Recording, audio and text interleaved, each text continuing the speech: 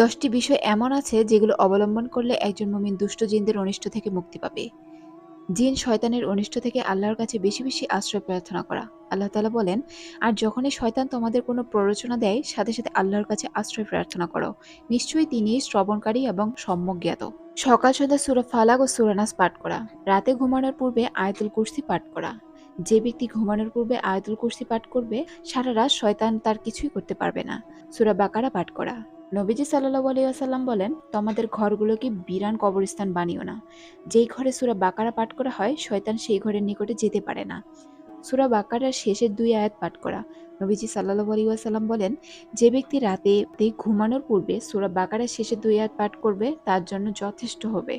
আল্লামা বদরুদ্দীন আইনি বলেন, তার জন্য এটাই যথেষ্ট। অর্থাৎ এই 2 আয়াতের পাঠকারী সারা রাত মানুষ ও জিনের অনিষ্ট থেকে রেহাই পাবে। সূরা মুমিনের প্রথম 3 আয়াত এবং আয়াতুল কুরসি সকালবেলা পড়লে সন্ধ্যা পর্যন্ত, আর সন্ধ্যায় পড়লে সকাল পর্যন্ত সকল প্রকার অনিষ্ট থেকে মুক্তি থাকা যাবে।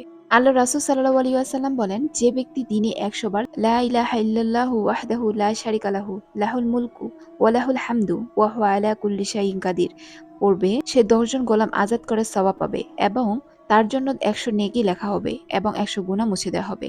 আর সেই দিন সন্ধ্যা পর্যন্ত শয়তানের অনিষ্ট থেকে তাকে রক্ষা করা হবে।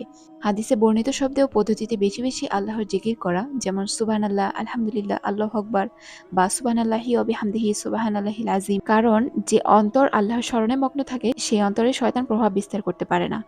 সর্বদা অজু অবস্থায় থাকা এবং যথাসময়ে সালাত আদায় করা।